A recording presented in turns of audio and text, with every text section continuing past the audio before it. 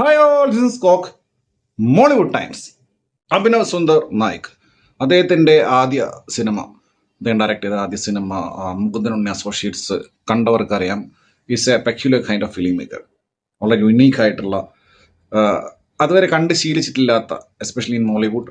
അതുപോലെ തന്നെ ഒരുപാട് ക്ലീഷേഴ്സ് ബ്രേക്ക് ചെയ്യപ്പെട്ടിട്ടുള്ള, കർമ്മ എന്നൊക്കെ പറഞ്ഞിട്ടുള്ള കോമഡി സാധനങ്ങളുണ്ടല്ലോ, അതിൽ വിശ്വസിക്കുന്ന കുറേ ആൾക്കാരുണ്ട്.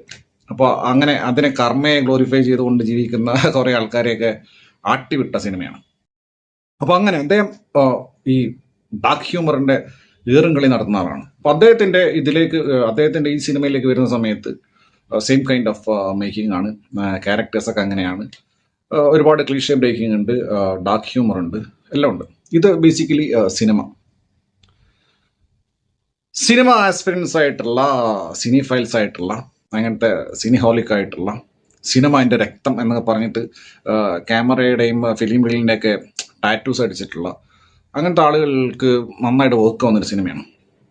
എനിക്ക് പേഴ്സണലി ഇതിൻ്റെ തുടക്കം മുതലുള്ള ഇദ്ദേഹത്തിൻ്റെ ഫിലിം മേക്കിങ്ങും ഈ സിനിമയിലെ ക്യാരക്ടേഴ്സിൻ്റെ ഗ്രോത്തും, ഇതിൽ നെസ്ലനാണ് ഇതിൽ ആസ്പിരൻ ഫിലിം മേക്കറായിട്ട്, യങ് ഫിലിം മേക്കറായിട്ട് ഇതിൽ അഭിനയിച്ചിരിക്കുന്നത്. ഗംഭീര പ്രകടനം. നെസ്ലൻ കരിയറിൽ തന്നെ one of the best performance എന്ന് പറയാം. ആ ക്യാരക്ടർ പിടിച്ച് ആണ് നോട്ട് ഈസി ആയിട്ടുള്ളത്, അത് ചെയ്യാൻ അത്ര എളുപ്പമല്ല. നല്ല ഡെപ്തുള്ള ക്യാരക്ടറാണ്, ഒരുപാട് ഇമോഷൻസ് ഉള്ള ക്യാരക്ടറാണ്. പല സന്ദർഭങ്ങളിലൂടെ, കഥാസന്ദർഭങ്ങളിലൂടെ കടന്നു പോകേണ്ട അങ്ങനത്തെ ഒരു ക്യാരക്ടർ ആർക്കുള്ള ഒരു ക്യാരക്ടറാണ്. അത് നസ്ലൻ ഗംഭീരമായിട്ട് ചെയ്തിട്ടുണ്ട്. പക്ഷെ എനിക്ക് ഈ പടത്തിൽ അനുഭവപ്പെട്ടുള്ള കാര്യം എന്താണെന്ന് വെച്ച് കഴിഞ്ഞാൽ, ഇതിൻ്റെ തുടക്കം 2 കിഡ്സിനെ കാണിച്ചുകൊണ്ട് കുറേ സമയത്ത് ഇത് സിനിമ ഇത് 3 മണിക്കൂറിനടുത്തുണ്ട്, 2 മണിക്കൂർ 50 മിനിറ്റ് കൂടുതലുണ്ട്.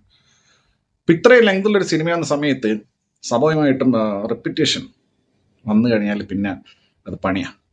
ഫസ്റ്റ് ഹാഫിൽ ഇവർ ബിൽഡ് ചെയ്ത് വെച്ച അദ്ദേഹത്തിൻ്റെ ജേണി ഉണ്ടല്ലോ, നെസ്ലൻ്റെ ക്യാരക്ടറിൻ്റെ ജേണി, വിനീത് എന്ന് പറയുന്ന കഥാപാത്രത്തിൻ്റെ വിനീത് മാധവൻ, ആ ക്യാരക്ടറിൻ്റെ ജേണി സെക്കൻഡ് ഹാഫ് കഴിഞ്ഞപ്പോഴേക്കും ഇദ്ദേഹം തന്നെ സിനിമയിൽ പറയുമ്പോൾ ഇതിൻ്റെ പേ ഓഫ്, ഇത് അവസാനമായപ്പോഴേക്കും ഇത് കൊണ്ടു ചെന്ന് എത്തിക്കാൻ പാടുവിടും പോലെ. അത് ഭയങ്കര റെപ്പിറ്റേഷൻ.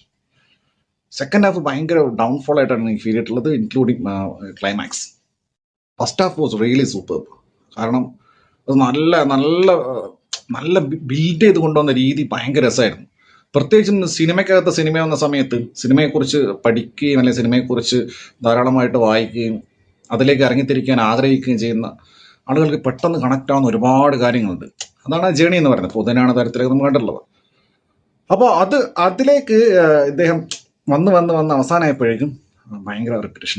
ഇതിൽ ഒരുപാട് ക്യാരക്ടേഴ്സ് ഉണ്ട് നെസ്ലിനെ കൂടാതെ. നെസ്ലിൻ്റെ അച്ഛനായിട്ട് അഭിനയിച്ച അലക്സാണ്ടർ പ്രശാന്താണ്. പിന്നെ ജഗദീഷ് തുടക്കത്തിൽ ഒരു കിടലൻ ക്യാരക്ടർ ചെയ്തിട്ടുണ്ട്. പിന്നെ നമ്മുടെ ഷറഫും ഒരു കിടലൻ ക്യാരക്ടർ ചെയ്തിട്ടുണ്ട്. എല്ലാവരും നല്ല പെർഫോമൻസ് ആണ്. പിന്നെ 2 ക്യാമിയോസ് ഉണ്ട്. എല്ലാവരും സെയിം സ്കൂളിൽ നിന്നാണ്. അഭിനവ് സുന്ദർ നായിക് വന്ന സ്കൂൾ ഏതാണെന്ന് നമുക്കറിയാം. അതിലുള്ള ആൾക്കാർക്ക് തന്നെയാണ്. കാരണം ഇദ്ദേഹം വിളിച്ച വരുമല്ലോ, കാരണം ഇവരൊക്കെ ടീമാണ്. അത് കിടലൻ ക്യാമിയോസ് ആയിരുന്നു. പിന്നെ ആളുകളെ കൊല്ലുക എന്നൊക്കെ ഉള്ളത് അത് ഡാർക്ക് ഹ്യൂമറിൻ്റെ വേറെ വേർഷനാണ്. അപ്പോൾ ആളുകൾ സിമ്പിളായിട്ട് കൊല്ലുക, അത് കാണുമ്പോൾ നമുക്ക് ചിരി വരിക, അതാണല്ലോ പരിപാടി. നമ്മളെ കയ്യടിപ്പിക്കുക. അതിലൊരാൾ മരിച്ചപ്പോൾ കയ്യടി ആൾക്കാർ. അപ്പം അങ്ങനെ പിന്നെ കുറേ ഇദ്ദേഹം ഒറേഷ്യസ് റീഡറാണെന്ന് അദ്ദേഹത്തിന് ഇൻ്റർവ്യൂസ് കണ്ടാൽ മനസ്സിലാവും. ഇദ്ദേഹം ലോക ക്ലാസിക്കൽ ഉൾപ്പെടെ സകലമാന സിനിമകളും കണ്ടുള്ള ആളാണെന്ന് നമുക്ക് മനസ്സിലാവും. അഭിനവ് സുന്ദർ നായിക്, അതിൻ്റെ ഗുണം സിനിമയിൽ ഉടനീളം കാണാൻ സാധിക്കും. ഒരുപാട് റെഫറൻസസ്, മനസ്സിലായില്ലേ? സ്കോസേസെ മുതൽ കാർത്തിക് ശിവരാജ് വരെ ഒരുപാട് റെഫറൻസസ് ഉണ്ട്. മനോജ് നൈറ്റ് ശ്യാമളൻ. അപ്പോൾ അതൊക്കെ ഇങ്ങനെ ഭയങ്കര രസമായിരുന്നു. പക്ഷെ സെക്കൻഡ് ഹാഫ് ആയപ്പോഴേക്കും ഈ പരിപാടി തുടങ്ങി ഇത് വീണ്ടും ഇത് എസ്പെഷ്യലി ഇതിൽ നമ്മുടെ ഗോട്ടിൽ വിജയുണ്ട്, സംഗീത് പ്രതാപ്, സംഗീത് പ്രതാപ് ഇതിനകത്തുണ്ട്. അപ്പോൾ പുള്ളിയും നെസ്ലനും തമ്മിലുള്ള കോമ്പിനേഷൻ സീൻസ് അത് പിന്നെ സെക്കൻഡ് ഹാഫായി വന്നപ്പോഴേക്കും അവരുടെ തമ്മിലുള്ള ഈ റൈവലറിയും പരിപാടിയൊക്കെ ഭയങ്കര റെപ്പിറ്റേഷനായി. പിന്നെ ശാന്തൻ ഇടയ്ക്കിടയ്ക്ക് വന്നിട്ട് ശാന്തൻ പറഞ്ഞുകൊണ്ടിരിക്കുക. നെസ്ലൻ ഒരു സമയം വരെ ഇതിന് ബേസിക് യൂണിവേഴ്സ് കൺസ്പയറിങ്, മറ്റേ പൈലോ കോലിൻ്റെ കോട്ട്, പിന്നെ my destiny is my decision, അല്ലാതെ പിന്നെ എന്തൊക്കെ സംഭവിച്ചു കഴിഞ്ഞാലും അങ്ങനെ സ്ക്രിപ്റ്റ് പറഞ്ഞാൽ നമ്മുടെ സിനിമ സ്ക്രിപ്റ്റ് അല്ല, നമ്മുടെ തലവര അത് ഡിസൈഡ് ചെയ്യപ്പെടുക. അപ്പോൾ ഇങ്ങനെ മൊത്തത്തിൽ യൂണിവേഴ്സ്, മാനിഫെസ്റ്റേഷൻ, കോൺസ്പയറിങ്, ഡിസിഷൻ മേക്കിംഗ്, ഇങ്ങനെ കുറേ ഫിലോസഫിക്കലായിട്ടുള്ള സാധനം, അത് റിയൽ ലൈഫിൽ എങ്ങനെയാണ് വർക്ക് ആവുന്നത്, എല്ലാം നമ്മുടെ കയ്യിലല്ല എന്നൊക്കെ പറഞ്ഞു പോകുന്ന സാധനമാണ്. എന്നാൽ നമ്മുടെ കയ്യിലാണെന്നും പറയേണ്ട മാൻ വേഴ്സസ് ഗോഡ്. അപ്പോൾ ഇതിൽ കുറേ അങ്ങനെ രസകരമായിട്ടുള്ള കുറേ പരിപാടികളുണ്ട്. പിന്നെ ഫിലിം മേക്കിങ്ങിനകത്ത് നടക്കുന്ന, അല്ലെങ്കിൽ സിനിമ ഫീൽഡിൽ എസ്പെഷ്യലി മോളിവുഡിലൊക്കെ നടക്കുന്ന ചതികൾ, കാലുവാരൽ, മറ്റേ ബാൻ അടിക്കൽ, എന്താ പറയുക, ഷാഡോ ബാൻ, ഇങ്ങനെ കുറേ. പിന്നെ എസ്പെഷ്യലി പ്രൊഡ്യൂസേഴ്സ് എന്തുകൊണ്ട് സിനിമ എടുക്കുന്ന ചില പ്രൊഡ്യൂസേഴ്സ് പൊട്ടിക്കാൻ വേണ്ടി തന്നെ സിനിമ എന്തുകൊണ്ട് എടുക്കുന്നു, അതിൽ നിന്ന് അവർക്കുണ്ടാകുന്ന ബെനിഫിറ്റ് എന്താണ്, അങ്ങനെ കുറച്ച് ബോൾഡായിട്ടുള്ള കുറേ അറ്റംപ്റ്റ് ഇതിനകത്തുണ്ട്. പല കാര്യങ്ങളും തുറന്നു പറയപ്പെടുന്നുണ്ട്, സോഷ്യൽ മീഡിയ യൂസേജ്, അങ്ങനെ കുറേ കാര്യങ്ങൾ.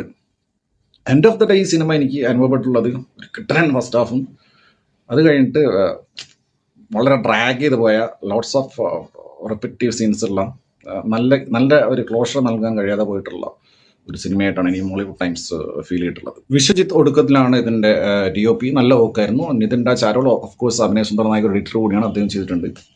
ടെക്നിക്കലിയൊക്കെ നല്ല നൈസായിരുന്നു. പടത്തിൻ്റെ പേസ്, ഇതിൽ ചില ഷോട്ട്സൊക്കെ 360 ഷോട്ട്സൊക്കെ ഭയങ്കര രസമായിരുന്നു. കുറച്ച് നേരം കാണുമ്പോൾ തല കറങ്ങും, അത് നല്ല വൃത്തിക്ക് എടുത്ത് വെച്ചിട്ടുണ്ട്. അങ്ങനത്തെ കുറേ ടെക്നിക്കൽ പരിപാടിയുണ്ട്. പിന്നെ ജേക്സ് ബിജോയ്, അത് പിന്നെ പറയണ്ടല്ലോ. അതായത് പടത്തിൻ്റെ മൂഡ് ഇടയ്ക്ക് ഇത് ഒരു ഒരു ഒരു ഒരു നമ്മളെ രാക്ഷസനിലൊക്കെ ഉള്ള പോലെ ഭയങ്കര മിസ്റ്റീരിയസ് ആയിട്ടുള്ള സ്കോറുണ്ട്. പിന്നെ അദ്ദേഹം തന്നെ പാടിയാണെന്ന് തോന്നുന്നു റാപ്പ് ഉണ്ട്. പിന്നെ മറ്റേ സോങ് അറിയാലോ. പിന്നെ ഇതിൽ ഡയലോഗ്സ് എടുത്തു പറയണേ പച്ചയ്ക്കാണ്. എല്ലാ പരിപാടി ഉണ്ട്. അതുകൊണ്ട് അതൊക്കെ കേൾക്കാൻ വേണ്ടി തയ്യാറായിട്ട് പോയാൽ മതി. മായും ഊയും പായും എല്ലാം ഉണ്ട്. അത് ഭയങ്കര അതായത് ഇതിലൊരു എനിക്ക് ഏറ്റവും ഇഷ്ടപ്പെട്ട ഇതിലൊരു ഡയലോഗ് എന്ന് പറയുന്നത്, നേരത്തെ ഞാൻ പറഞ്ഞില്ല മറ്റേ കോൺസ്പയറിംഗ് പോലത്തെ പരിപാടി വരുന്ന ഒരു സാധനമാണ് കോയിൻസിഡൻസ്. അത് യാദൃശ്യമായി സംഭവിക്കുക. അതിന് ഇതിൽ ഇദ്ദേഹം തന്നെ കൂടുതൽ ഡെഫിനേഷൻ, ജീവിതത്തിൽ ഒരു കാരണവുമില്ലാതെ യാദൃശ്യമായി സംഭവിക്കുന്ന മുമ്പലുകൾ. ആഹാ, അങ്ങനെ കുറേ സ്റ്റെപ്സ് ഉണ്ട് ഇതിനകത്ത്. പിന്നെ കുറേ ടെക്നിക്കൽ ടേംസ്, ചെക്കോർസ് ഗണ്ണ്, എന്താ കുറേ പരിപാടികൾ ഇതിലുണ്ട്.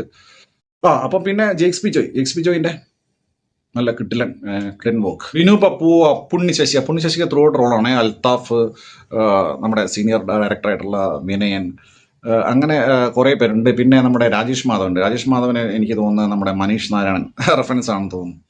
ഇന്ത്യ വിഷനിൽ പുള്ളി പണ്ട് ചെയ്ത പരിപാടിയൊക്കെ ഉണ്ടല്ലോ, ആ റെഫറൻസ് ആണ്, മനീഷ് നാരായണൻ റെഫറൻസ് ആണ്.